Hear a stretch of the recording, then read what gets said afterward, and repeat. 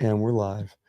Guys, welcome in. This is the Train to Win podcast. I am your host, Blake Bernard, and tonight we are joined by Mr. Eric Frapwell, accomplished bodybuilder, coach, and now gym owner. Eric, welcome. Yeah, thank you, Blake. Great to be here. First podcast ever, so I'm kind of No excited. way, dude. Yeah, actually, really excited to be here. Really excited to do it and experience it. So I think like the fitness, that's peculiar to me because the fitness community, I think like took 2 podcasts maybe faster than other industries. Yeah. And this is your first? This is my first. Okay, so that's why your leg won't stop moving. Okay. And people call me. No one can see that on the camera, but I'm just twitching a bit. That's right. That's right. Well, very good. Did you take modafinil before tonight or what? A little bit. I went super sharp. Understood. No, actually, so it goes, I ran out. It's like THX in the beginning of Star Wars. And there's television. We're honed in. It's Han Solo and hyperspeed, you know? Well, I'm excited to finally get you on, man. Yeah. We've our paths crossed years ago, and they come back together now, like in different different roles. Yeah. We went from being friends to coworkers to now man, we're in the same space owning gyms. Yeah. And I think things kind of come full circle. Now we got big boy jobs. What do we make of this, man? Yeah. I mean, I think it's just we both have set out to do something in the fitness industry. You know, we both have talked about it for years. And it's just, for me, it's really, rather than how we got here, it's more of like, it's exciting to me. Mm-hmm. Like we both were able to do it, you know. And how many people do you talk to that have all these dreams and ambitions of things they want to do? And I'm sure at one point it was the same for you, but like with me, even wanting a gym, I wanted a gym for like 10 years. And I never thought like financially, I'm not gonna be able to do this on my own. And how is it going to work? And like, I don't even know the first ins and outs of it. And you start doing it, right? You start doing little things that just take you towards your goal. And you don't know if you're ever going to get there, but the more you put forward and the more effort you put to it, you end up, you're like, oh, I'm closer than I was yesterday. Wow. Or, you know, than I was last year. Now, next year, it's like, dude, I'm arms and legs ahead of where I was or where I thought I'd be 2 years ago. Yeah. So I'm just going to shake my head and nod because I did not want a gym at all. Yeah. So, okay. Well, I thought you, okay. My memory is not. No, but you're absolutely right. Looking back on it. So I think I now have the best job in the world. Yeah. But looking back on it, the last like decade and a half completely prepared me for where I'm at right now. Having to accrue all the like different skills of leadership, dealing with people, work ethic, just the things it takes to be a high functioning athlete. They all bring you to this place of like a culmination of life experience that makes what you and I do successful. So tell me what it takes to run a successful gym. Your model is so much different than ours, being that we, are primarily a coaching business. Yep. You guys are more access based. You told us right before we went on air, just shy of 1,000 members. And that's taken you how long? Like how long you guys been in business? We opened up the gym on March 4th of 2023. We started pre-sales on January 1st of 2023. Understood. So we opened up and had a deal rate that if you signed up, before, you basically got this half off rate essentially. So we'd signed up, I think, if I remember right, like 432 people signed up between January 1st and March 4th. So all people that basically just trusted that we were going to follow through with what we were saying we're going to do and believed in us. So hats off to those guys. I appreciate their support. I mean, yeah, got to throw that out there. Yeah. But I'm missing the question again. What did it take to get here? Is that okay? 1,000 members. 450 was insane for pre-sale before we opened up. Yes. So we at that point we didn't even have any of the gym done at all. So we didn't have any sort of media. That took about till middle of January. So about 2 weeks where people signed up, not even seeing a picture of the gym. Then basically what we did is we got 10,000 square feet. So we basically finished or kind of quasi finished a small 500 square feet of it. Put equipment in there, had a big photo shoot, video shoot, and then basically just use that as marketing. And so then people could kind of get an idea what the gym was going to be like without seeing the full entire gym. That helps signups further. But really, going back to the model of the gym, we wanted to be different. There's only so much you can do with a gym. I mean, there is variety, but as far as a bodybuilding / commercial type gym, there's only so many things you can do to it that, there's so many gyms out there. It's probably been done. But what we wanted to do, we really wanted to have that old school feel, whereas more of that people are there to train. They're here for a reason, not just to socialize. And that happens, but it's more of a side effect of just knowing people in the, there that you like. But everyone's there with a motive, with a goal to attain, right? So the atmosphere is it's a very driven atmosphere. And you'll feel that when you walk in the gym, right? You walk in at it, most times of the day, and you're going to be all right. There's an energy here. People are about it. People are wanting to get after it. People wanting to reach reach their goals. So kind of the model that we did is we wanted I guess the old school part that we didn't like was the dirtiness, right? When you think of an old school, like hardcore gym, you think of like dirt on the ground, people working out in combat boots, etc. Which, work out whatever you want, but it's not Metroflex. It's not Metroflex, right. Arlington. Yeah. We wanted AC, we wanted a nice, clean, modern aesthetic. So we wanted to have the older school equipment, just the, no frills, basically just here to train hard, but do it in a nice, climate cooled environment that's pretty to look at. And also secondarily, in this part is so it depends on who you talk to, whether they like it or not. We wanted it to be a social media gym. Yes. Now the big drawback to that is that now everyone's dealing with cameras and tripods and etc., which we fully want and endorse. But we've always stated to our members that it is a training gym first. So if somebody's working out and you want a video, they have priority. Like you can video absolutely anywhere. Be cognizant and aware of other people around you and try not to overstep your boundaries with them because they might not want to be in videos. How in the world do you enforce that? Yeah, that's a great question.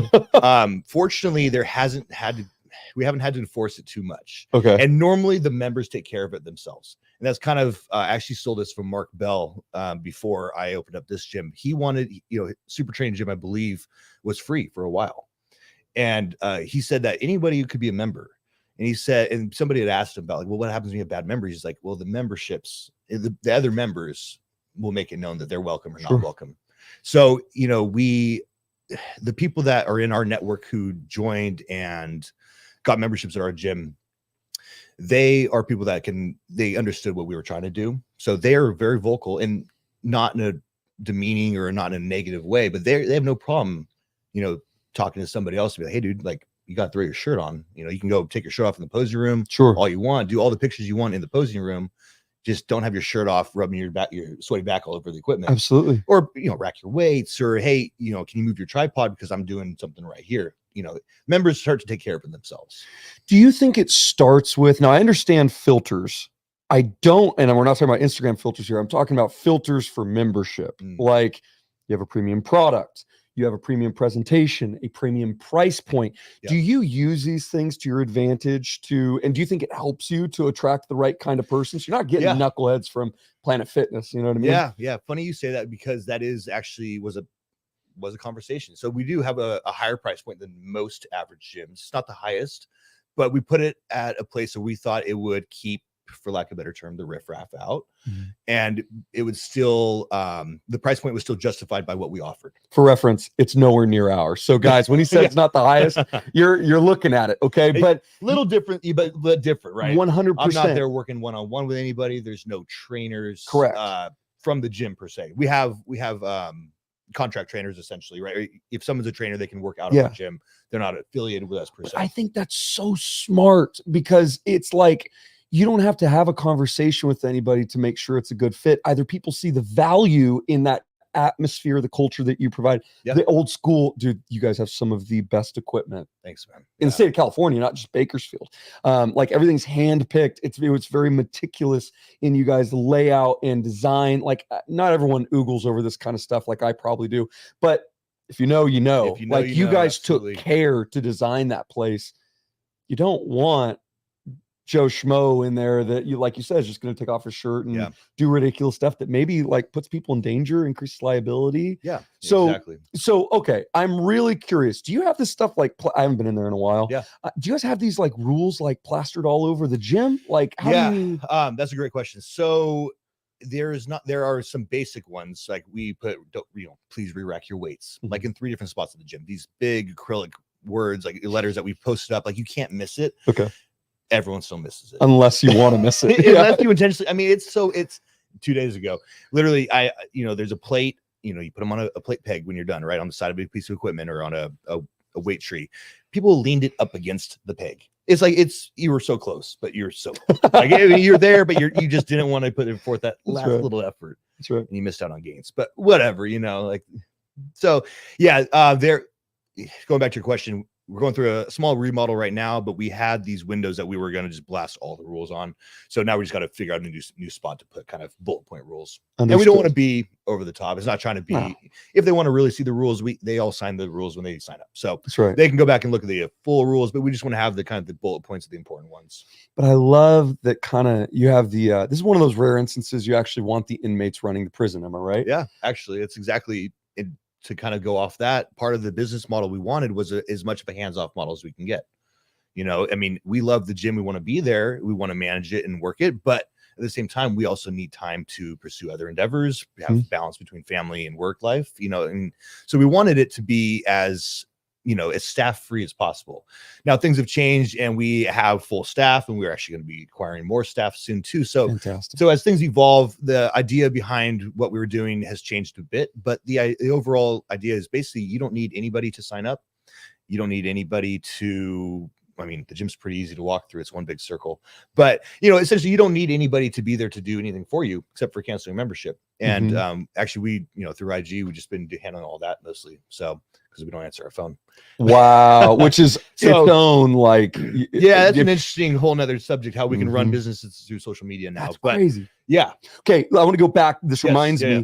you made it a social media gym. Yes. Why don't you break that down for people who don't know, and they might have seen it, but maybe they never thought about it. Yeah. So in my mind, it's twofold, right? If you look at the fitness industry nowadays, everybody is doing it maybe for some personal reasons, but everyone wants the clout on Instagram, right? Everyone wants to go to the gym and take pictures and videos of what they're doing and post it up.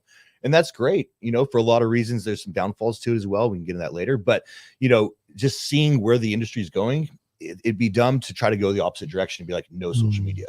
So we're like, let's embrace it. You know, a lot of what we did too, to not to get off track, but we heard a lot of complaints from the other gyms in town. I won't list them, but some of the main gyms in town, we had lots of, you know, members from them tell us what they didn't like about it. A couple of the main ones were, hey, you can't have your bags on the floor. You can't carry your gym bag around. But there's lots of people, especially if you're powerlifting, you got a lot of gear. You got your sleeves, you got your wraps, you got whatever else, your belt. So you kind of want to carry your bag around. It's kind of dumb to, you know, put it off to the side or go to your locker every time you need to switch something out. So we fully, you know, endorse having your bag on the floor if you want. Keep it out of the way, right? There's some basic common sense stuff that comes along with it. But the other one was you can't take pictures in the gym. It's like what gym outlaws taking pictures in the gym? Like, so we're like, you know what? Ones that don't want to grow. Yeah, you know, ones that are stuck back 20 years ago, 15 years ago. So the social media was one, let's embrace it because people are going to do it anyway. So part of that was, okay, let's make sure that the atmosphere of the gym, like the color of the walls, you know, what we have posted up on the walls, banners, etc., the lights, that's the big one for us is the lights. We wanted it to be conducive to a fun gym photo shoot type, you know, vibe. So that was that. The second thing on that is it's free marketing. The more people want to come through and take pictures in your gym, and we've branded CLTV all over. Every piece of equipment has CLTV on it. We have it all over the walls. You cannot miss our branding. So anytime someone takes a picture in there, you almost always can show or see that it's CLTV. It's collective. So it's kind of twofold. You know? That's a Dave Tate thing. I'll never forget when he said he's like, put stickers, invest in a good vinyl guy or get your own, whatever that machine's called. You can make yourself, put it on every piece of equipment you own. And I never took it seriously, but now come to think of it, guys, I've seen it and I couldn't even put a name to it. Right. So I absolutely love it. And if you want to be as hands-off as possible, let the people do the marketing for you. Yeah, absolutely. Dude, we did try to do some official marketing, literally a waste of money. I can't even track how I remember. It was a waste of money. We pulled it, but before that, so let's see. Other than social media, we did zero marketing from that January when we started pre-sales all the way through September. So none of that. And I think at that point we were at, I want to say like mid 700s in memberships. So no marketing whatsoever, no paid marketing. So we paid for somebody to run social media, but that was it. So then we tried 3 months of like some marketing company that didn't work out at all, waste of money, don't do it, at least not for our business. And then, we've still invested zero into marketing.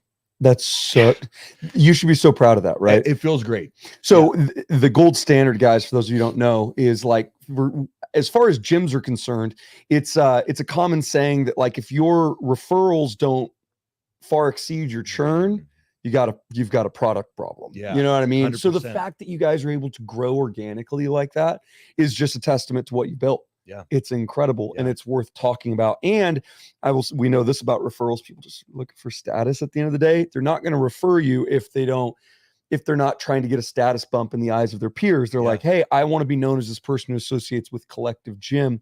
Yep. You got a lot to be proud of if you guys have grown that. by the hundreds in that regard. Yeah. So, okay. Clearly you got a sick gym. Okay.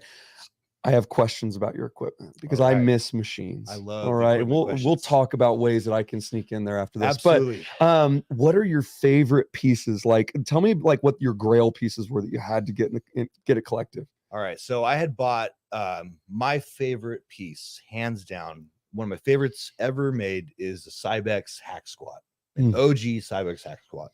So I actually bought that myself because long story short, I had a buddy who was selling gym equipment, and this is probably 3 years ago now. He had one up for sale. I said, dude, I have to have that. As I don't have a place for it, I'll put it in my garage.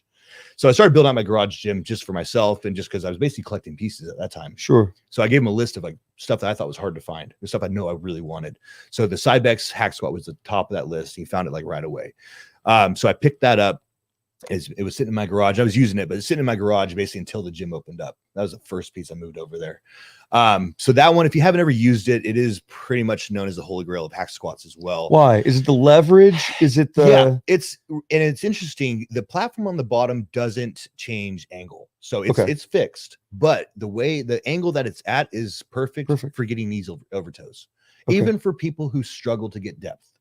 Now, depth can still vary between individuals, but like, for example, my girlfriend has terrible ankle flexion. Okay. Ankles do not bend, but she can go knees over toes on that machine and not have knee problems. Her heels aren't coming up. So she can actually get depth on that.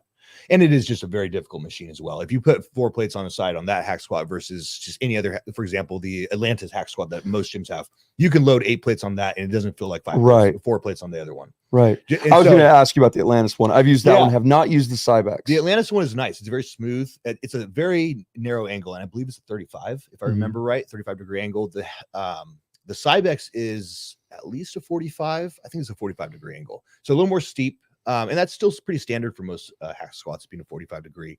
But like I said, it's something just about it. I don't know. I love the Body Masters one as well that has an adjustable bottom, but it still doesn't compare to this one. Understood. Yeah. Do you guys have I'm very interested in pendulum squats. Yeah, I would love. So we have one pendulum squat.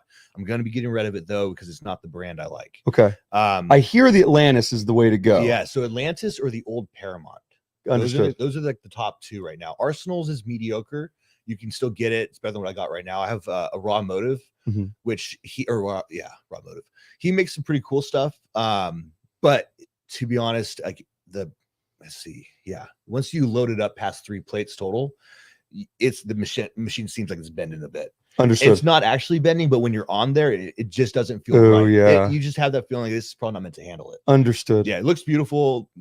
Functions well at lower weights, but once you start loading it too much, it's not where you want it to be. And to be honest, I think the foot plate needs to be adjusted a bit. What's 2 more pieces of equipment you had to have? So I would go off all day on leg equipment because it's my favorite. But the other pieces I'd have to have, this is a boring one, but it's one of my favorites. So Hammer Strength, they make tons of different chest presses, but they have one that looks very similar to their incline press.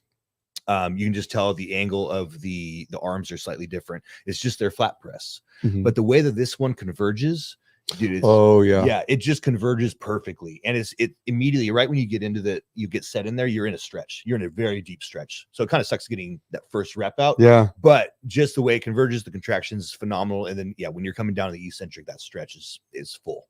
So and I'm not big on hammer strength, to be honest. I'm really not huge on their machines. I think they load the top end or the contraction way too much, not much down in the eccentric. But that piece is gold. I would have it in every gym I made. Understood.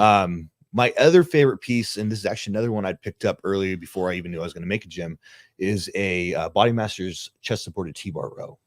Oh, I'm familiar. Yeah. I'm very big. There's some sleeper Body Masters pieces out there, especially leg stuff. But Body Masters has made some great stuff over the years. Too bad they're not around. I like chest supported for back movements on like 90% of everything. Me too. It's very difficult to isolate the muscles in the back, for many reasons. One, we don't visually see it, so we're kind of guessing. I think I'm working the lats or more than my rhomboids or whatever.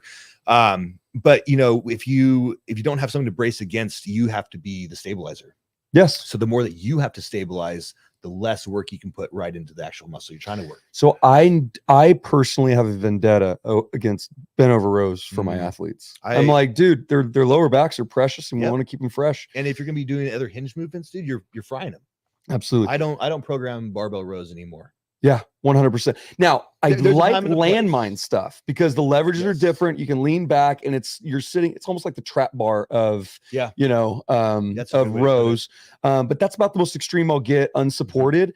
My favorite new attachment is I got one of those adjustable Sorinex chest pads. Yeah, I think I'm gonna get one for every rack. Nice. They're sick, and yeah, I mean, I love that you don't have to coach them much. As long as they're getting to their ribs and they're getting full range of motion.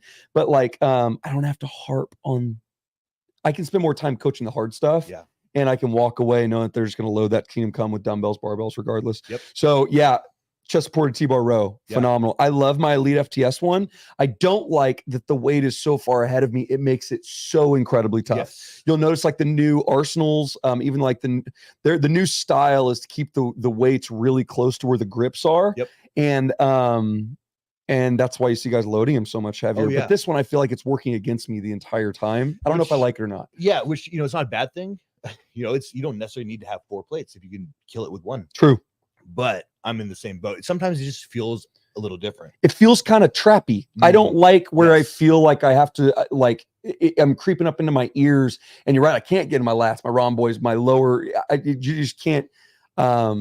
You're right. If you're going to spend all that time guessing, back equipment's the one thing you want the right angles because it has to be hyper focused, right? Yeah. So, okay. Let's transition. All great pieces. Do you guys have a chain driven lat pull down? Or I'm sorry, we do like a Nautilus. So we have an old school, I think if I remember right, it's a 76 Nautilus chain drive. Dude. The only thing that would make it better if it was plate loaded. So it is pin selector, but functions the same. Dude, pretty much that's a grail piece for me. Yeah. There are not many things that'll build like your bench and even like your deadlift like that guy. Yeah. So okay. Well, you think about, any pullover, right? You're getting pec minor stretch in there. There's a little bit of chest. And I don't like that with barbells and dumbbells. Yes. It's just something I only feel right doing on a machine. I agree. Maybe a stretch, but I even then I don't use barbell or dumbbell for pullovers. Absolutely. Yeah. Well, Tom says it's just a great way to get hurt, so hey, wisdom. He's been in it. So he's been there. Tell me this. So you're also an accomplished bodybuilding coach. You've worked with tons. How many clients at this point? I couldn't honestly tell you. Yeah, I have no idea. But mostly remote, if I'm not mistaken, right? Yeah, it's way more remote than I have in person. So kind of a backstory. I actually started out as a personal trainer. Was 18 through, I only did that for about a year, actually in-person personal training at one of the gyms here. Got picked up, working at a supplement shop shortly after that. And kind of all throughout this, I was just, let me back up even further. I used to not like studying anything in school. Everything bored me. So I never put forth a lot of effort into learning things that school was trying to teach me. But once I found fitness, I found my new love and I was head first, which is kind of how I do anything and everything is I dive head first and I go all the way in. Yeah, we can talk about new hobbies and I'm diving headfirst in my new hobby right now. But yeah, so anyway, I started reading a lot. I just read constantly, watched videos, read every article I could find, any sort of information I could find about bodybuilding. And I didn't know it was bodybuilding at the time, but basically I started out with, how can I train to build muscle? Then once you start training, you're like, okay, well now I need to, I guess I have to eat. How do I eat to build muscle? And then from there, and actually I lied. I started off with supplements. I thought supplements were the coolest thing. Everybody thinks so. Cool I thought they were the cheat code. So let me study supplements first. And I guess that led me into nutrition because then you realize supplements are just literally a supplement for your nutrition. Yeah. That nutrition led back into training. Anyway, long story short. So I was doing a lot of reading on my own, a ton. And so I was trained for about a year. Then I got picked up to work at the supplement shop in town where I was introduced to one of our good friends, Jerry, who is a wealth of knowledge, one of the smartest guys I know. And so he really pointed me in the right direction of who to look at and who to read for unbiased, science-backed, information. So that really propelled me forward in my knowledge. And then just me basically being my, guinea pig for everything I was learning, I was just trying it on myself. I was seeing decent results. I was doing well. And then coaching started coming around. I don't remember honestly how. I had a friend who knew this girl who wanted to do a bikini show. And I don't know how the introduction happened or how I was even brought into that. But anyway, she asked me to help her out. And being young and ambitious and not knowing that I didn't really know much, I was like, sure, no problem. I could do that. And actually, it turned out, and so leading up to that show, I think we were doing like 16-week prep. I picked up another client who's doing the same show. So I had two girls doing a bikini show. They're actually competing against each other. And both turned out looking phenomenal. They both took first and second in the natural show here. And then from there, I was like, well, I guess I could do this. Like I did all right, you know, and it was an all right stack. I mean, it stacked up class. It wasn't, you know, amazing, but it wasn't bad. So it was like, you know, some good confirmation that I was like, okay, at least on the right track. So from there, a couple months later, I got introduced to my first, I'd say, major client that kind of propelled me forward in coaching. His name was Eric Martinez. Mm-hmm. So backstory on him, he was a D1 wrestler for Cal State. So he was a phenomenal athlete. His dad grew him up, you know, teaching him how to bodybuild. So he already had like a good base understanding of working out. He had a good amount of muscle.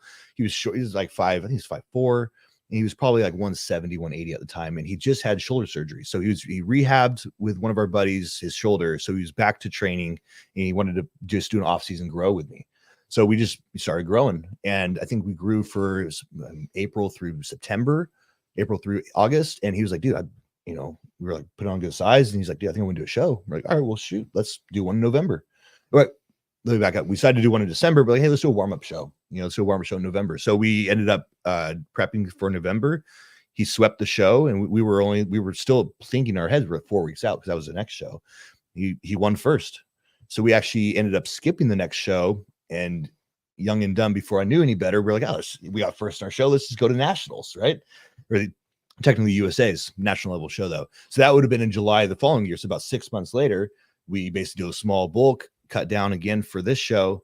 And again, I have another bikini client at this point who's also competing at USA. So USA's, for people who don't know, is one of the most prestigious amateur shows you can do. They only hand out one pro card. Well, it's one pro card per class winner.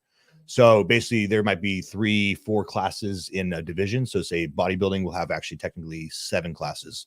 They'll hand out one first place for each person in the class. Or sorry, they'll hand out one pro card for each first place finished in the class. And so we went into that, and I got both my clients turned pro. So first place in bikini, first place in men's, it was welterweight, or no, middleweight. Yeah, middleweight. Anyway, so then they both turned pro. My first full year of coaching. That's amazing. Yeah, it was unreal. Now it's not really a brag on my end. They both were genetically blessed. So honestly, like I was kind of lucky in that regard. I paid a lot of attention to them, and I put forth the best information I could. And I was constantly, dude, is anybody that earns a pro card not genetically blessed? Yeah, very rare. Okay, so why rare. I wouldn't even, that's not even something you need to throw in there. I guess it's just like true. You did the best. That's true. I took good care of the right people at the right time, you know? It was, yes. There's a little bit of both. It's hard for me to toot my own horn sometimes. Yeah, I understand. But it was very exciting, and that really just skyrocketed. So once that happened, once anyone hears that somebody turns somebody else pro, everybody wants to start working with you. And so yeah, it was just, dude, it was a cluster of people wanting to work with me at that time, which was that was really how many years ago? So that was 2013. Okay. Yep. So that was 11 years ago. Oh, jeez. Holy cow. 11 years ago. So yeah, I've been coaching for 12 years. So yeah, 2013. Not to get into a summary of kind of where I'm at now, but basically 2013, 14, 15, I was hardcore coaching, working at the supplement shops, managing those. In 2015, I had a big life change, and I kind of became a recluse for a couple of years. I was still working at the shops. I'd probably had 5 to 10 clients who I was really close with that was stuck with me, and I was still coaching them, but I wasn't accepting new clients. I was off social media. I deleted my whole social media for a year and a half. I was just really trying to figure out myself and deal with what I had going on. And I was honestly kind of writing off lots of things at that time. I was just in a depression, you know? So you start writing off, I'm not going to do that anymore. I'm done with that or whatever. So that took fully took about 3 years to get out of that funk, but 2 years to kind of get out of it in the sense of like, I needed to do something. I can't, the only thing worse for me than being, sad about something is being stagnant in life. I really don't like being stagnant, and it doesn't mean I have to be, full throttle all the time, but I like to see progression in the direction I want to go. Sure. You know, it might be little bits during this phase of life, it might be a lot during this next phase, but progression in some sense. And I was just stagnant, dude. So it was really wearing on me. And honestly, I wasn't even planning on talking about all this. I don't remember what got me back into it, but once I did, it kind of just clicked. I found my love for it again. And then it was just, all right, let's go coach again, you know? So, but I was very selective on who I was picking up. So since that would have been 2016, end of 16, early 17, I've really kept my numbers low. One, because I want to give them the attention that they need and deserve and what they're paying for. So I really don't try to keep more than like 20 clients at a time online. And even right now, I'm sitting about 15. And 20 is a ton. 20 when you're coaching them actually one-on-one, you're actually dialing them in, you're not giving them templates. It's a ton. I don't know that I could go above 10. Yeah. I get to around like 8, 9, and I'm like, I don't know how Eric does this. Yeah. It's so unmanageable to me. Well, and I think you're a little different too, because you're programming a lot more on the training side. Sure. Yeah, that is true. And I'd love to talk about this too, because I love training. That's my biggest passion right now, as far as fitness goes, is training and what goes into it and what's effective or efficient and what's better or not. But it's really hard to convey over writing. You know, it's really, you have to get so particular and so wordy sometimes with how you want a particular exercise to be done and executed. And so it is difficult. So I honestly, I give them that full training program, but I'm pretty hands off when it comes to training. So I really am just focused on their diet, their nutrition, you know, everything else. But I think that's also, to be a high level bodybuilding coach, correct me if I'm wrong, that's what makes or breaks a lot of these pros, is like the wrong timing of the wrong thing. It's never training unless they get injured. Yeah. So I think with training, injury prevention is one. There's three things as a coach that I injury prevention, which is not really on me as the coach, but if a client can stay injury free, we're going to be good. So as a coach, I need to, and this is my best friend Nacho, I need to pull him back. Yeah. He will hard charge through every single wall, even though he only needed to go through one. Wouldn't you rather have a guy like that though, 100%, than the ones you have kind of like? So that's where I was going to get at, right? And then the flip side is clients who haphazardly train. And it's like, hey, dude, I need you to step it up. Yeah. Like, I watched you in the gym, you know. Hey, let's get some intensity. Are a lot of your clients at Collective? Yeah, actually, a good amount of them are at Collective. Oh, so you can spy on them. So you can be like, hey, man, I saw you on the cameras. Yep. And actually, that wasn't an RP9. Yeah, dude. Yeah, he sandbagged that one at 5, dude. You know? It's cool though too with that. With me being there, it's like I get to communicate one-on-one, like in person with them. I feel like that's so special, man. Yeah, that's awesome. Online coaching is so hard. Oh man, we're already at the top of our half hour, so I'm going to save this for the next one. We're for sure on Muscle Matters. We're going to get into the leadership style of online coaching, because to be effective, like you said, it's tough over electronic, like text, voice message. I don't know what your style is. That medium, you don't get to poke someone and be like, you feel that, right? You know, force reps, whatever. Like, you know, what your elbow in here, dude. You know. I definitely want to get into that. So I guess our part 2, I don't have to beg for it. It's coming up right after this. But Eric, I so appreciate you, man. I appreciate you coming on the Train to Win podcast, man. I have a mad respect for you and everything that you do. It's so awesome to see that you're absolutely killing it. For the guys who are not going to be tuning into the next one, tell them where they can find you. Yeah, so right now, Instagram, it's at frap_world. So it's FRAP_VS_world. That's basically the easiest way. You can also just shoot me an email if you have any coaching questions, which is just my first and last name at gmail.com. So ericfrapwell@gmail.com. I'm sure we can put it up somewhere in here. He's not Jamie. You can't just tell him what to do on the spot, man. Jamie pulled the video from, Joshy, come on, man. That's right. We're live. Outside of that, you can always find me at Collective Gyms. So 9500 Brimhall Road. There we go. And guys, as always, you can find me at Blake Bernard Coaching on Instagram and Facebook. Until next time, same place, same time, every Tuesday night at 5:30. This has been the Train to Win podcast.